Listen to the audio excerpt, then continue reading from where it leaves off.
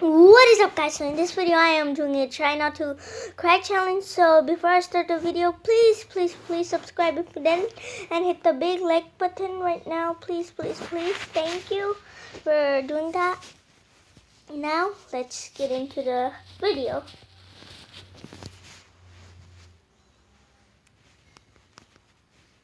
When I was a kid, I used to think that pork chops and karate chops were the same thing. What? I thought they were both pork chops.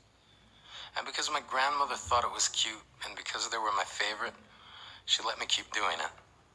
Not really a big deal. One day, before I realized fat kids are not designed to climb trees, I fell out of a tree and bruised the right side of my body. I didn't want to tell my grandmother about it because I was scared I'd get in trouble for playing somewhere I shouldn't have been.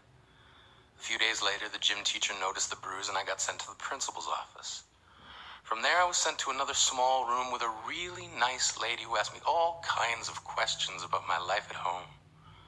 I saw no reason to lie. As far as I was concerned, life was pretty good. I told her whenever I'm sad, my grandmother gives me karate chops. This led to a full-scale investigation, and I was removed from the house for 3 days until they finally decided to ask how I got the bruises. News of this silly little story quickly spread through the school, and I earned my first nickname, Pork Chop. To this day, Pork chop? I hate pork chops. Ugh. I'm not the only kid who grew up this way. Surrounded by people who used to say that rhyme about sticks and stones. As if broken bones hurt more than the names we got called, and we got called them all. So we grew up believing no one would ever fall in love with us. That we'd be lonely forever. That we'd never meet someone to make us feel like the sun was something they built for us in their tool shed. So broken heartstrings bled the blues as we tried to empty ourselves so we would feel nothing. Don't tell me that hurts less than a broken bone. That an ingrown life is something surgeons can cut away. That there's no way for it to metastasize, it does. She was 8 years old. Our first day of grade 3 when she got called ugly. We both got moved to the back of class so we would stop getting bombarded by spitballs. But the school halls were a battleground where we found ourselves outnumbered day after wretched day. We used to stay inside for recess because outside was worse. Outside, we'd have to rehearse running away or learn to stay still like statues, giving no clues that we were there in grade 5. They taped a sign to the front of her desk that read, "Beware of dog." To this day, despite a loving husband, she doesn't think she's beautiful because of a birthmark that takes up a little less than half her face. Kids used to say she looks like a wrong answer that someone tried to erase but couldn't quite get the job done. And they'll never understand that she's raising 2 kids whose definition of beauty begins with the word mom. Because they see her heart before they see her skin. Because she's only ever always been amazing. He was a broken branch grafted onto a different family tree. Adopted. Not because his parents opted for a different destiny. He was 3 when it became a mixed drink of 1 part left alone and 2 parts tragedy. Started therapy in 8th grade. Had a personality made up of tests and pills.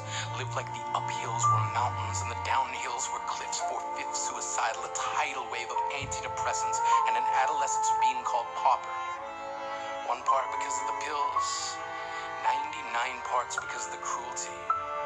He tried to kill himself in grade 10 when a kid who could still go home to mom and dad had the audacity to tell him, "Get over it."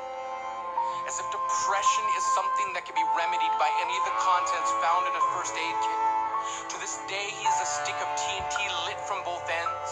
Could describe to in detail the way the sky bends in the moments before it's about to fall.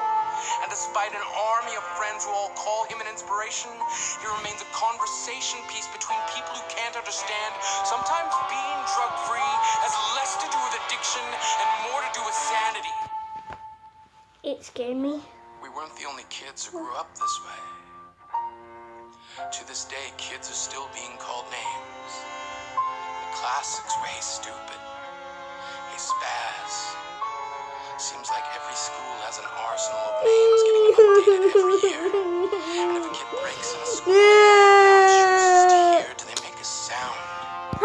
Background noise from a soundtrack stuck on repeat when people say things like kids can be cruel. Every school was a big top circus tent, and the pecking order went from acrobats to lion tamers, from clowns to carnies. All of these miles ahead of who we were freaks. Lobster claw boys and bearded ladies, oddities juggling depression and loneliness, playing solitaire, spinning the bottle, trying to kiss the wounded parts of ourselves and heal. But at night, while the others slept, we kept walking the tightrope. It was practice, and yes, some of us fell. But I want to tell them that all of this is just debris left over when we finally decide to smash all the things we thought we used to be. And if you can't see anything beautiful about yourself, get a better mirror. Look a little closer. Stare a little longer. Because there's something inside you that made you keep trying despite everyone who told you to quit. You built a cast around your broken heart inside of yourself. You decided they were wrong. Because maybe you didn't belong to a group or a clique. Maybe they decided to pick you last for basketball or everything. Maybe you used to bring bruises and broken teeth to show and tell but never told. Because how can you hold your ground if everyone around you wants to bury you beneath it? You have to believe that they were wrong. They have to be wrong.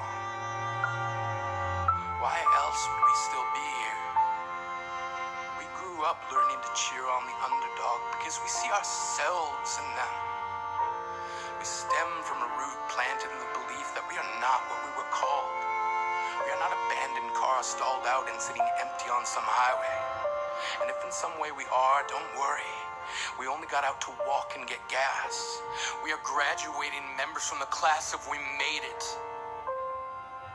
Not the faded echoes of voices crying out names will never hurt me. Of course, they did. But our lives will only ever always continue to be a balancing act that has less to do with pain and more to do with beauty.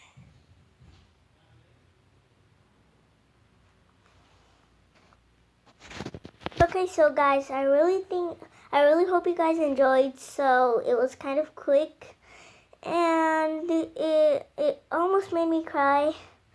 And I'll see you guys next time.